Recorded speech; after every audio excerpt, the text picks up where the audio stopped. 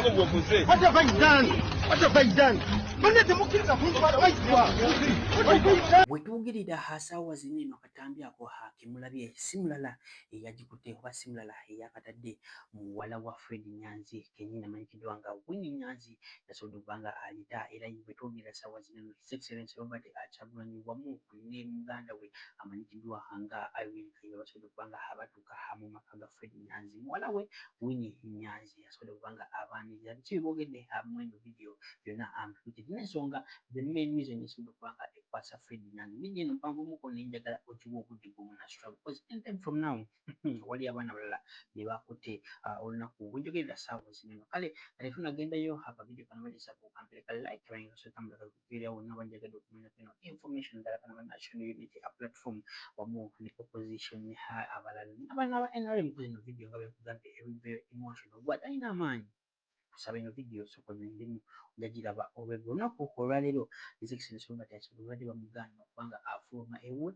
nenga omumanyi abeera kujja okubanga afuluma yafulumye era yasobola okubanga akyalira kwani yakyaliddeko Winnie Nyanzi mu maka ga Fred Nyanzi gagaddige mwasobola okubanga mulaba amaka gakolaki agayogeza abantu ebyama oluvannyuma lw'ebyo ekigambibwa okubanga mbu Fred Nyanzi seseze kubanga kimukwasa kubanga chairman oba ye leader wa kunga yigegana amagye mulaba ku screen yamwe bana abana badde bakola amagye kiniki nga kigambibwa okubanga Fred Nyanzi abadde abatraining na training gye balina si ya Uganda training gye balina ya America n'enyimba ezimu zibadde bayimba as America ngenda kusaba okukulengera zino video ekyasinza okuleetera ekyasinza okuleetera Fred Nyanzi obuzibu bali kuti n'ebya Besigye katono engeri gye biri related ne Fred Nyanzi soko birabe oyenga ombulira endowooza mu comment section olowooza abana ba national unity bakoze bisobola okubanga habibasibya oba bisobola okubanga bireetera Fred Nyanzi okubeera abducted oba nedda.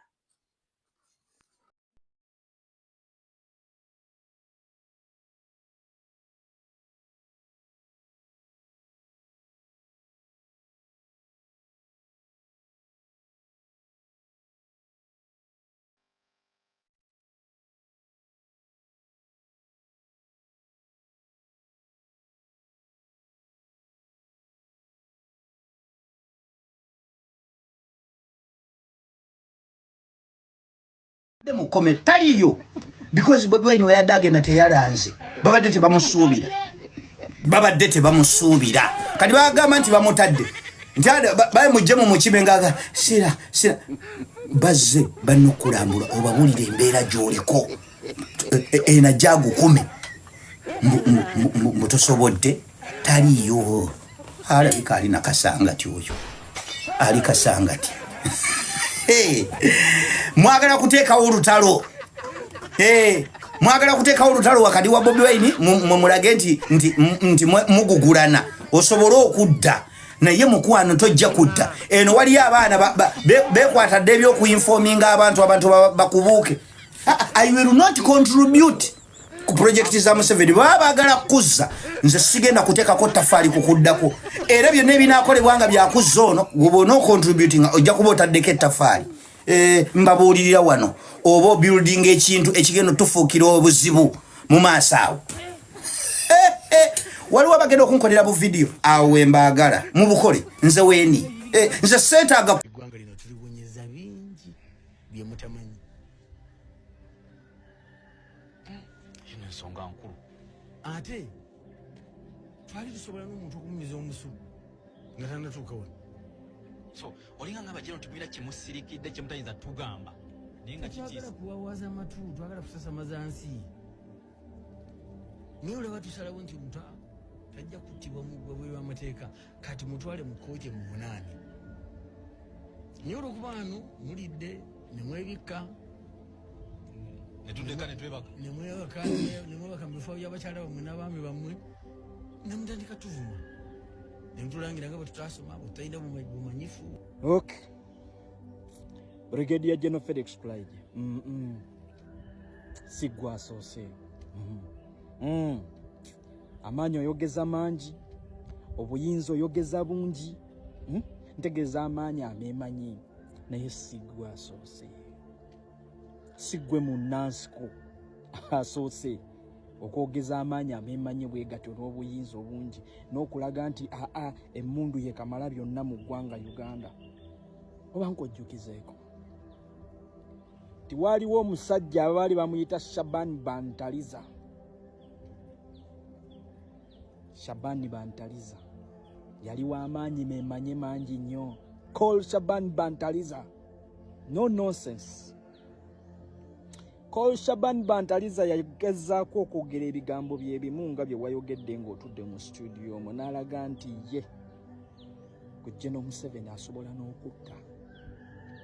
Era n'agamba His Excellency Kyagulanyi Ssentamu Robert n'amugamba gwe jangu ne kasukaaliko nze mundu ye sukaali.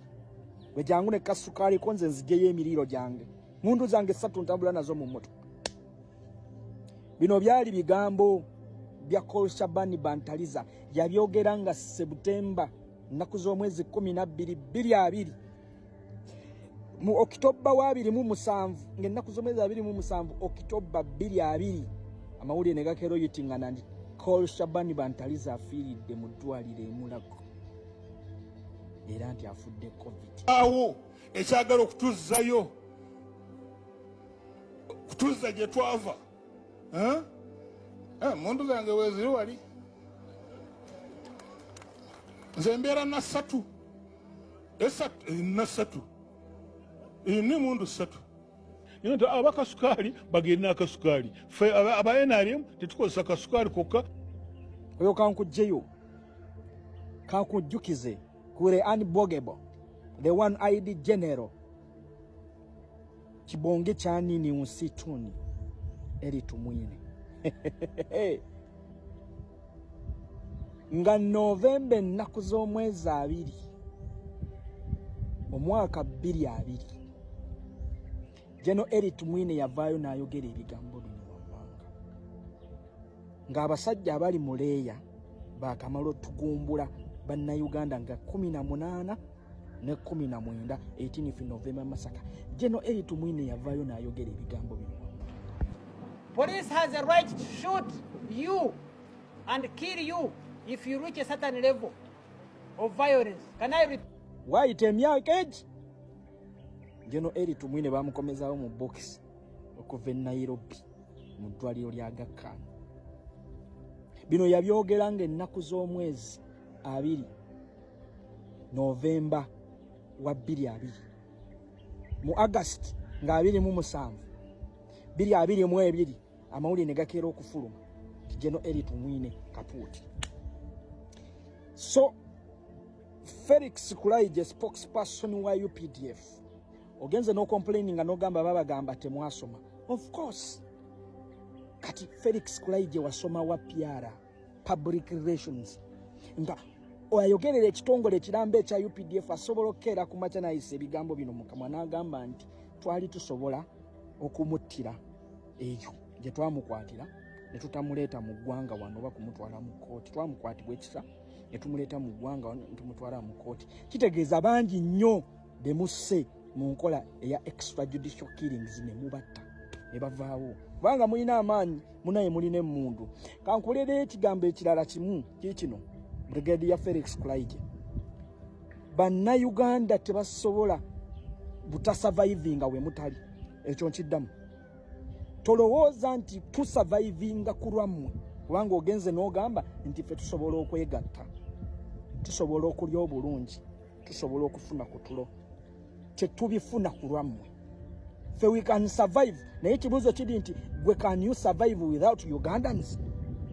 Kubanga munnayuganda olwaleero yakwambaza, munnayuganda olwaleero yakuwa obukuumi, abukuwa atya? Abo abakuumi b'otambula nabo mu konvoyi abakukuuma munnayuganda